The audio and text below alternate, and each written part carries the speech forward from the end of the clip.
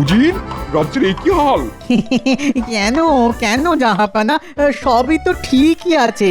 তোমার চোখে কি কিছুই পড়ছে না? তোমার মনে হচ্ছে সব ঠিক আছে? জাহাপানা, এখনো পর্যন্ত তো বেঠিক কিছু চোখে পড়েনি, তবে আপনি যখন বলছেন তখন অবশ্যই কিছু বেঠিক আছে, কিন্তু সেটা কি এখনো আমার চোখে পড়েনি। চোখ থাকতে অন্ধ। গাড়োয়ান, গাড়ি থামাও। তোমাকে চোখে আঙুল দিয়ে দেখিয়ে দিচ্ছি কি কি বেঠিক। এই যে এইগুলো তোমার নজরে পড়েনি উজির? পথে যেতে আসতে এই ঝোপঝাড় জঙ্গল তোমার চোখে পড়েনি, তাই না? রাস্তাঘাট নোংরা। আমার রাজ্যের সব দিক পরিষ্কার পরিচ্ছন্ন থাকবে।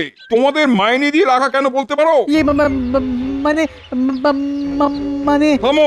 আমার মহল যেমন প্রতিদিন সাফ থাকে, তেমনি আমার রাজ্যের প্রতিটি অঞ্চল রাস্তাঘাট পরিষ্কার পরিচ্ছন্ন থাকবে। আমি আজকের পর থেকে আমার রাজ্যের কোনো অংশে যেন ময়লা না দেখি। কথাটা মনে রেখো। গাড়োয়ান, গাড়ি চালাও।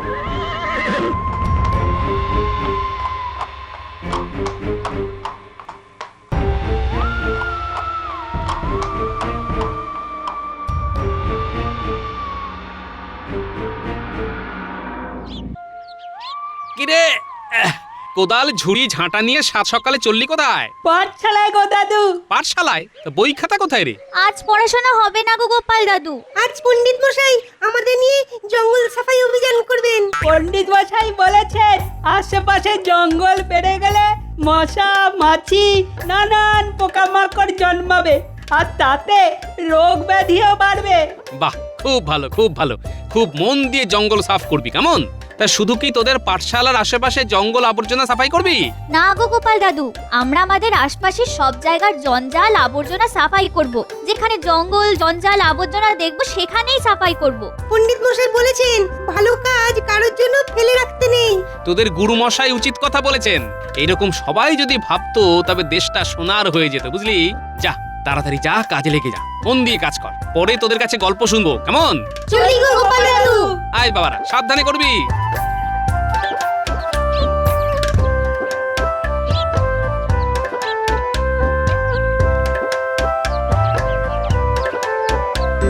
ওই তো সবাই এসে গেছে। শোনো সবাই, আমরা আজ আমাদের রাজ্যটাকে পরিষ্কার করব। যেমন আমরা প্রতিদিন আমাদের দেহটাকে পরিষ্কার করি, তেমনি আমরা আমাদের রাজ্যটাকেও পরিষ্কার রাখবো। ঠিক বলেছি না পণ্ডিত মশাই? ঠিক বলেছিস।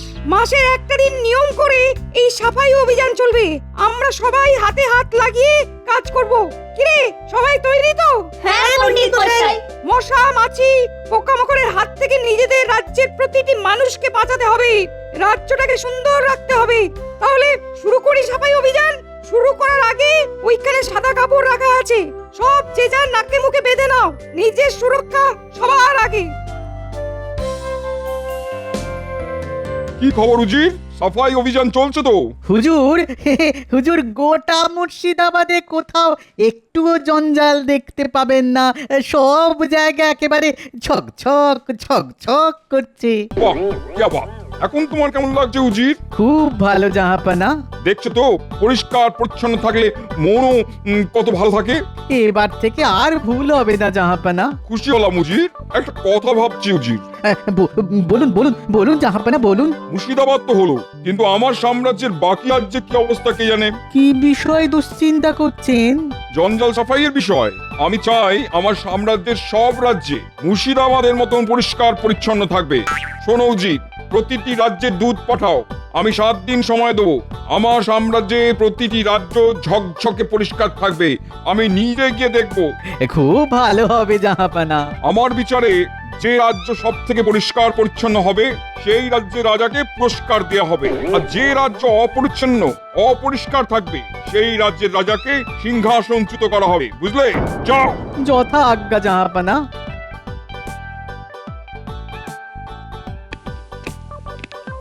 প্রণাম মহারাজ। নবাবের দূত আপনার সঙ্গে দেখা করতে চান। এই মরেছে হঠাৎ। দেখুন আবার নতুন কি মতলব নিয়ে এসেছে। সব সময় গোপালের খালি চিমটি কাটা স্বভাব। বলি, চিমটিটা তো নবাবকে কাটলাম, লাগলো আপনার। গোপাল, তুমি থামবে? আমি বলে মরছি নিজের জ্বালায়, আর তোমরা এখন ঝগড়া শুরু করলে। নবাব নবাব আবার কি ফতোয়া দেবে কে জানে। আমার তো ভয়ে হাত পা ঠান্ডা হয়ে যাচ্ছে। দুধকে ডাকা হোক মহারাজ, ওর মুখ থেকেই শুনি সব। হ্যাঁ সেই ভালো সেই ভালো। প্রহরী ডাকো তো দুধকে, শুনি নবাব কি বলতে চান। এই এই নবাবে দুধ এলেই না কেমন ভয় ভয় ভয় ভয় লাগে। আমাদের নবাব তো আসলে খুব খামখেয়ালি, কখন যে কি বলবেন আগাম তো কিছুই বোঝা যায় না। নবাবের সাথে একটু যোগাযোগ করতে হবে। মহারাজের কথাগুলো নবাবের কানে সুযোগ বুঝে তুলে দিতে হবে। নবাব বাহাদুরকে খামখেয়ালি বলা। প্রণাম মহারাজ, নবাব বাহাদুর আপনাকে একটা সংবাদ পাঠিয়েছেন। হ্যাঁ বলো বলো বলো শুনি। মহারাজ নবাব বাহাদুর বলে পাঠিয়েছেন আপনার রাজ্যকে পরিষ্কার পরিচ্ছন্ন জঞ্জাল মুক্ত রাখতে 7 দিন পর নবাব বাহাদুর সরেজমিনে দেখতে আসবেন। যে রাজ্য সব থেকে পরিষ্কার পরিচ্ছন্ন জঞ্জাল মুক্ত থাকবে সেই রাজ্যকে পুরস্কার দেওয়া হবে, আর অপরিষ্কার অপরিচ্ছন্ন থাকলে সেই রাজ্যের রাজাকে সিংহাসনচ্যুত করা হবে। বাহ, এই তো সুযোগ।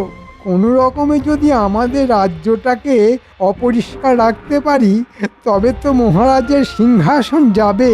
এই সুযোগে নবাব বাহাদুরের কাছে আমার কথা বলবো। এই তো খুব ভালো উদ্যোগ, কি বলো গোপাল? মহারাজ, পণ্ডিত মশাই তো তার ছাত্রদের নিয়ে সাফাই অভিযান শুরু করে দিয়েছেন। তাই নাকি? বাহ বাহ বাহ, এ তো খুব ভালো কথা।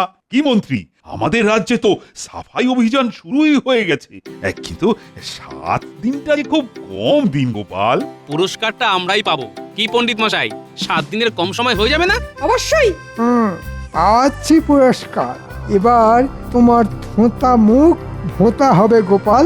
কি মন্ত্রী, কি ভাবছো? কোমর বেঁধে লাগো সবাই মিলে। আরে আমাদের রাজ্যকে তো পুরস্কার পেতেই হবে নাকি? মন্ত্রীমশাই চলুন একসাথে হাতে হাত মিলিয়ে নবাবের হাত থেকে পুরস্কারটা নিই। বাহ বাহ বাহ, এই তো যাই, আমাদের তো পুরস্কার পেতেই হবে। পেতেই হবে, আমাদের পেতেই হবে। মন্ত্রীমশাই যেন ঘুম থেকে উঠলেন মনে হলো। নিশ্চয়ই ভুলভাল কিছু ভাবছিলেন। তাহলে গোপাল, তোমার উপরই দায়িত্ব থাকলো সবাইকে নিয়ে সাফাই অভিযান শুরু করা। আমি ধন্য মহারাজ, আপনার আদেশ শিরোধার্য। তবে আমার একটা নিবেদন আছে মহারাজ। হ্যাঁ বলো বলো বলো শুনি। নবাব বাহাদুর যেমন রাজ্যকে পুরস্কার দেবেন বলেছেন, ঠিক তেমনি মহারাজ আপনি যদি আপনার প্রজাদের জানিয়ে দেন যে তাদের বাড়ির চারপাশ সবচেয়ে পরিষ্কার রাখবে তাকে আপনার তরফ থেকে পুরস্কার দেওয়া হবে। তাহলে দেখবেন মহারাজ, 7 দিনের জায়গায় 3 দিনে আমাদের রাজ্য ঝকঝক করবে একেবারে। বাহ বাহ বাহ বাহ, অতি উত্তম। তাহলে নগরে ঢেঁড়া পেটাই। দেখাচ্ছি তোমাকে গোপাল।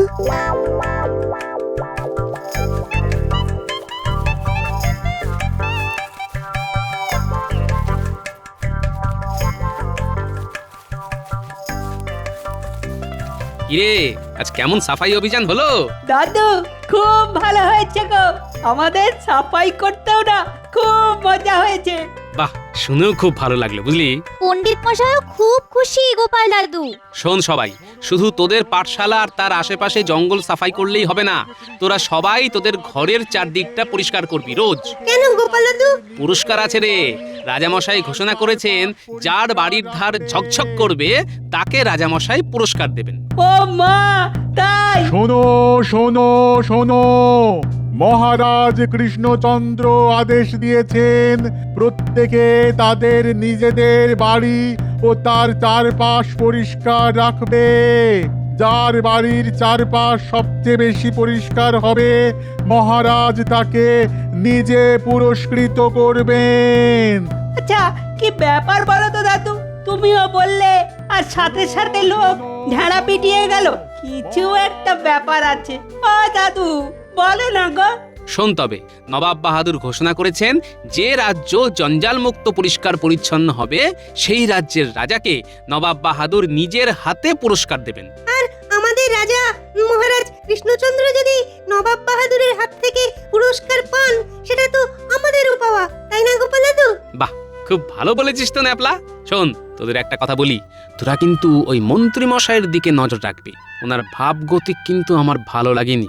নবাব বাহাদুর আসছেন, আমি চাই না মন্ত্রী মশাই আর কোনোভাবে মহারাজকে বিপদে ফেলুন। ঠিক আছে গোপাল দাদু, তুমি যেমন বললে তেমনই হবে। আজ থেকেই নজরে রাখবো। ঠিক আছে, তবে যা করবি সাবধানে করবি, মন্ত্রী মশাই যেন টের না পায়। এরকম কোনোদিন হয়েছে দাদু? তুমি নিশ্চিন্তে বাড়ি যাও। আমরা মন্ত্রী মশাইয়ের বাড়ি যাব।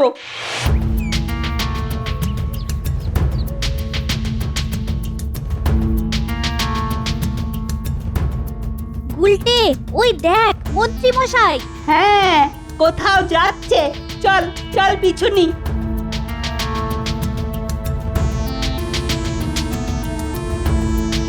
ওই উল্টে, ওইদিকে তো গোটা ঘটার বাড়ি, তাই না?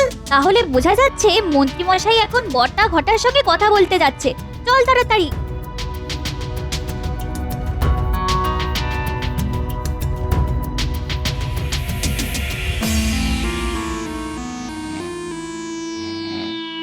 কি গো, সন্ধেবেলায় শুয়ে আছো যে বড়? বলি শরীর টরীর খারাপ হলো নাকি? নাগিনি, কাল থেকে বিস্তর কাজ, তাই শুয়ে শুয়ে ভাবছি। আবার কি কাজ এসে জুটলো শুনি? নবাব বাহাদুর আমাদের রাজ্য পরিদর্শনে আসবেন।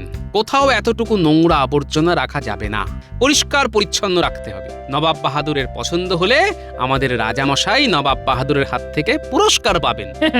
সে তো খুব ভালো কথা। এতে এত ভাবনার কি হলো? ভাবনা তো একজনকে নিয়েই গিনি। কাকে নিয়ে গো? আবার কে? মন্ত্রী মশাই। মন্ত্রী মশাই হলো এক বালতি দুধে এক ফোঁটা চোনা।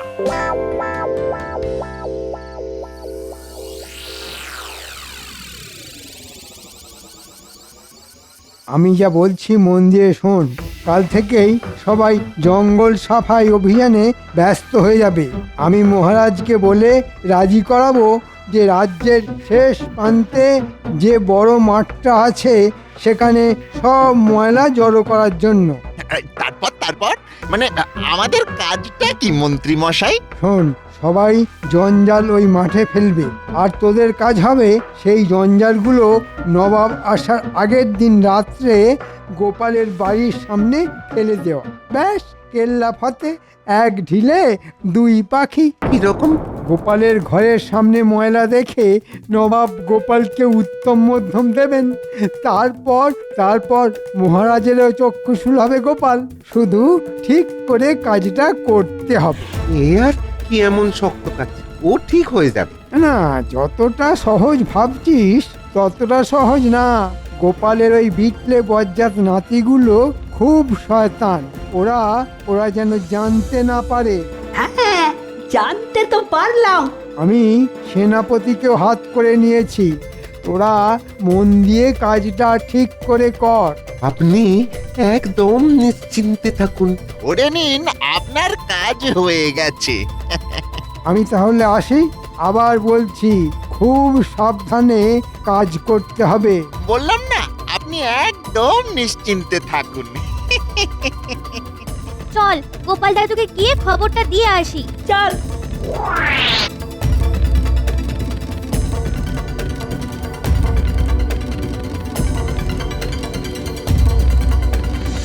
ও গোপাল দাদু, গোপাল দাদু। তোদের কথাই ভাবছিলাম। কই গো গিন্নি, নাতিগুলোকে কিছু খেতে দাও। এরা তো আমার বানর সেনা গো, এদের নিয়েই তো যুদ্ধ জয় করতে হবে। আমি ওদের জন্য নাড়ু নিয়ে আসছি। বল শুনি, কি দেখলি আর কি শুনলি? দাদু, মন্ত্রী মশাই বটার ঘটাকে বলছে।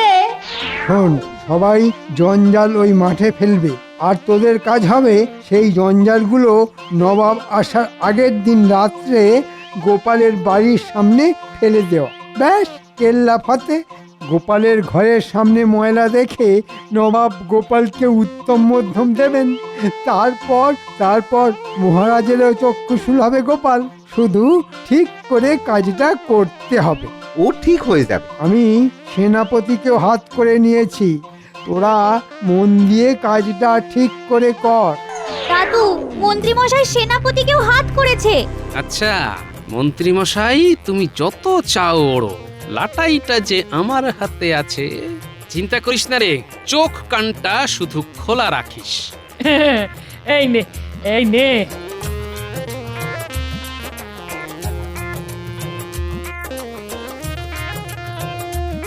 বাবারা পেট ভরে খা, পেট ভরে খা।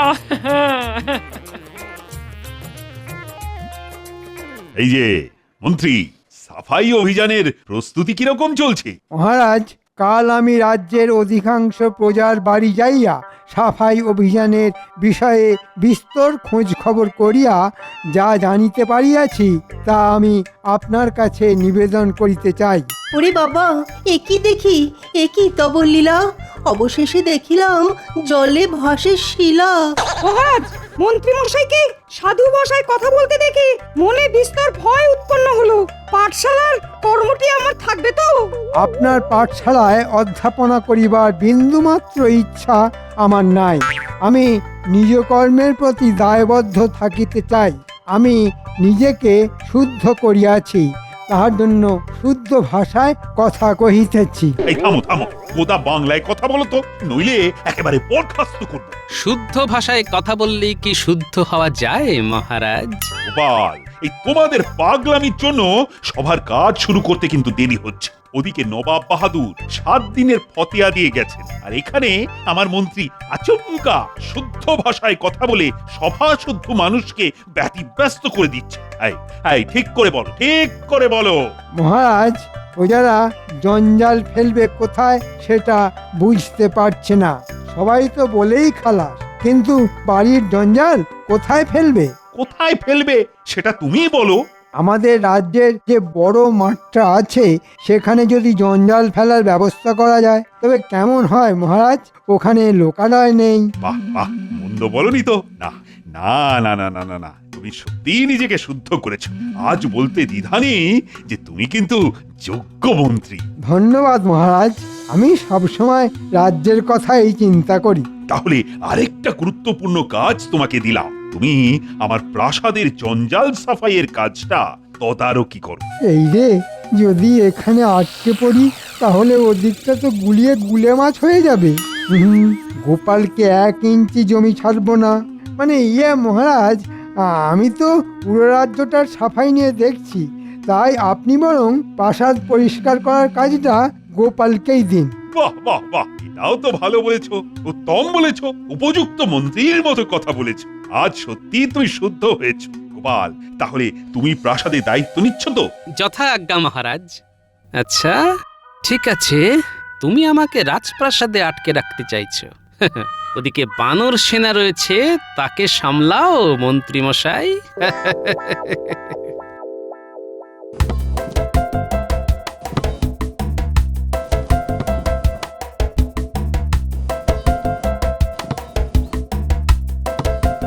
বাহ, খুব ভালো।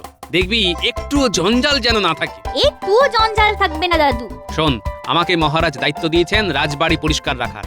আমি রাজবাড়ি নিয়ে ব্যস্ত থাকবো, এদিকের কাজ যেন ঠিকঠাক হয়। তুমি নিশ্চিন্তে থাকো গোপাল দাদু।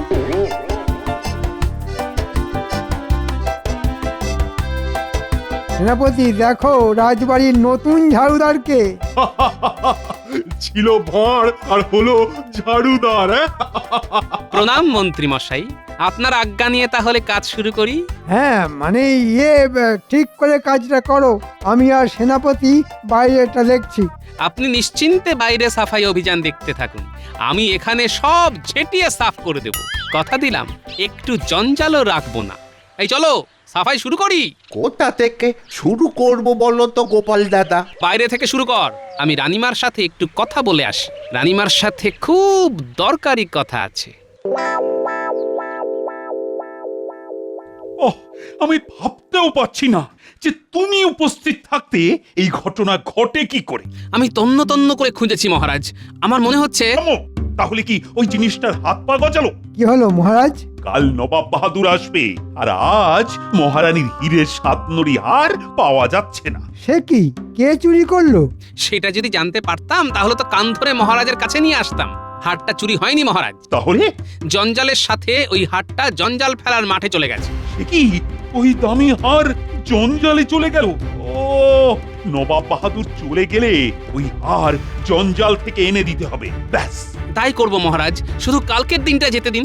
দেখলেন তো মহারাজ, কোনো অনুশোচনা নেই। হ্যাঁ, আপনি এত ভালোবাসেন। এই এই তুমি আর কাটা খায়ে নুনে ছিটে দিও না তো। আমি মরি নিজের জ্বালায়, নগেন আমার গোঁফ রেখেছে।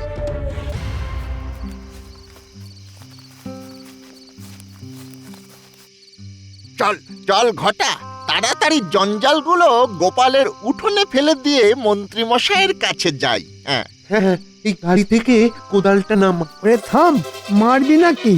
মারবো কেন? কি মুশকিল, আপনি এই জঞ্জালের মধ্যে কি করছেন? জঞ্জালের গন্ধ শুকছেন নাকি? থাম, এমন কথা শোনাবো যে তোরা লাফ দিয়ে উঠবি। শোন, এই জঞ্জালের মধ্যে রানীমার সাতনড়ি হাটটা চলে এসেছে। এই হাটটা পেলে আর রাজামশাইয়ের পুরস্কারের কোনো প্রয়োজন নেই। আর বেচে যা টাকা পাবো তা আমরা তিনজনে ভাগ করে নেব। বলেন কি, তাহলে জঞ্জালে নামি? সারা রাত ওই জঞ্জাল খেটে হার বার করবই করব।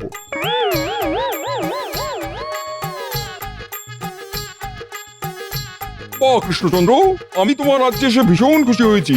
কি উজির, হ্যাঁ জাহাপানা, সেরা রাজ্য হিসেবে তোমার হাতেই আমি পুরস্কার তুলে দেবো। ধন্যবাদ ধন্যবাদ। কই, তোমার মন্ত্রীকে তো দেখতে পাচ্ছি না, সে কোথায়? হ্যাঁ তাই তো গোপাল মন্ত্রী কোথা? উনি ছাইগাদা থেকে ছুঁচ খুঁজতে ব্যস্ত মহারাজ। কি হেয়ালি করছো গোপাল? চলুন নিয়ে যাচ্ছি, যেতে যেতে সব বলছি।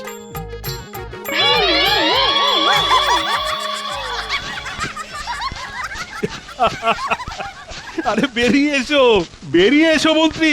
সাতনরি হার ওই জঞ্জালে নেই। নেই? হীরের সাতনড়ি হার নাকি জঞ্জালে থাকবে?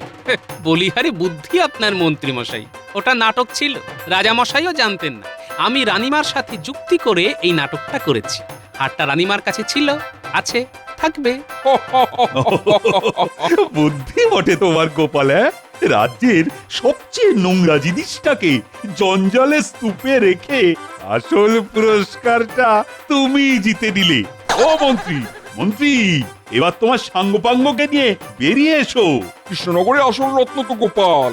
আজ সকলের সঙ্গে আমিও বলি, জয় গোপালের জয়।